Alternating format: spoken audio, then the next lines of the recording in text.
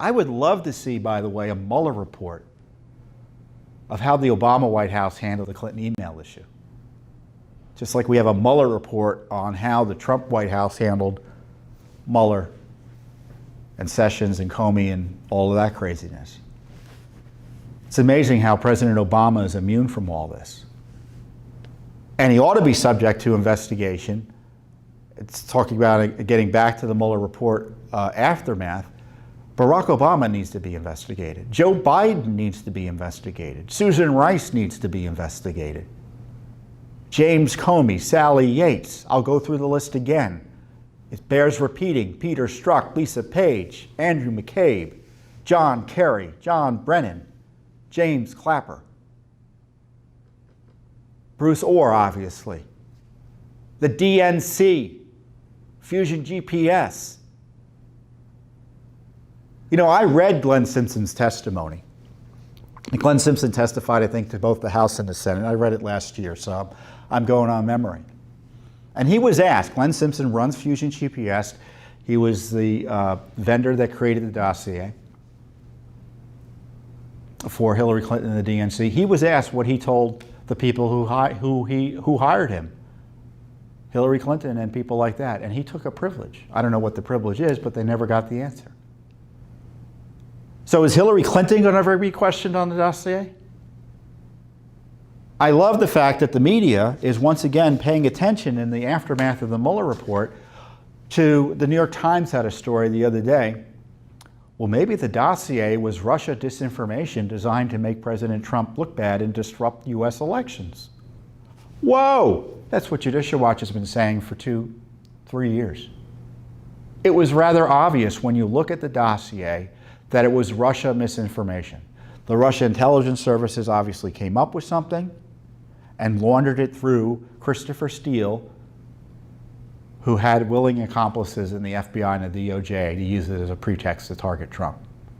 And rather than protect President Trump or then candidate Trump from that Russia effort to try to destroy him, President Obama allowed his DOJ and FBI to use it to spy on him. That's the scandal of our generation, folks. That's the collusion that needs to be investigated. And the fact that Mueller pretended that wasn't an issue shows you the corruption of the Mueller special counsel operation. I've long said there should be no Mueller report. We need an investigation, not only of the investigators going back to the inception of the investigation or the Spygate effort, we need an investigation of the Mueller special counsel operation. That they avoided investigating the obvious, which is, was the dossier as set up by the Russians to get at Trump? And did they have willing accomplices with Hillary Clinton and such? They spent a lot of time talking about Donald Trump Jr. having a meeting with someone who purportedly represented the Russians, although they were actually working with Fusion GPS and Hillary Clinton, about using information from Russia against Hillary Clinton. But they were completely uninterested by the fact and ignored it that Hillary Clinton admitted. Because Christopher Steele, who created the dossier for her, said he used Russian intelligence sources. And they had no problem with that. And that double standard isn't just an omission, it's purposeful and corrupt. So Mueller needs to be investigated as well, and his team. And I know Attorney General Barr has promised to kind of look into that. We'll see how aggressive he is.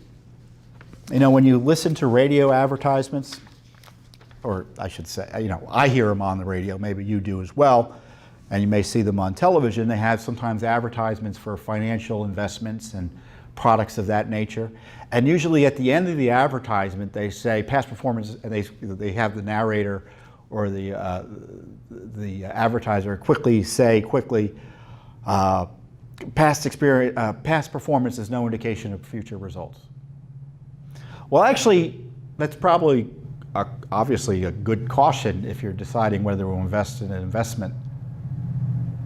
But it's a pretty good rule of thumb for politics. Past performance is an indication of future results. And that's why the swamp and the deep state hate President Trump because he breaks that rule. He ain't your ordinary politician. He, believe it or not, he thinks he's president and should exercise his authority there as such. And he should fire, and he thinks, well, I can fire the FBI director because he's corrupt. And they're outraged that he did that because that rule of thumb isn't working for them anymore. They don't know what he's going to do. And they pretend because he does things differently than prior presidents, it's corrupt, as opposed to maybe just getting back to the basics of the presidency, where the president runs things as opposed to the administrative state. And let me be clear, I think the president should be even doing more. But the fact that he's doing just this little bit more in terms of trying to drain the swamp is just causing outrage. And they're willing to try to put him in jail over it, folks.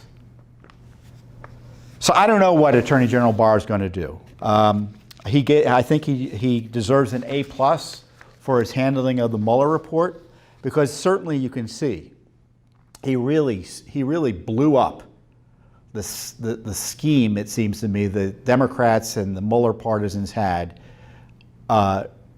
in terms of going after President Trump, because I think their view was they were going to release this 448-page report, which I told you don't have to read because it's a scam, but you can read it if you want to prove, if you don't believe me, read it. The first part shows no collusion. The second part shows no obstruction. And that's the report. So Mueller gets this report. He sees 448 pages. I know what's going on here. You're just trying to paper the record, Mueller special counsel. You're, even though exonerating the president fundamentally on collusion, while refusing to acknowledge he didn't obstruct, you put a bunch of material in there to suggest that he did. I'm not going to let that go out until I review it fully, and I'm going to get out the basic conclusions. No collusion. Oh yeah, you don't want to come up with you're going to suggest he committed obstruction? No. No obstruction. I'm Attorney General. I'll decide whether there'll be a prosecution there. No obstruction. And so the left was furious because it was 10 days of the truth out of the Justice Department. So I'm hoping he follows that A+ performance with significant prosecutions of those who broke the law on Spygate. But we're not going to rely on that because I still believe in that rule of thumb. We're not going to wait for the Justice Department. I mean, if we waited for the Justice Department to do anything, we wouldn't know anything.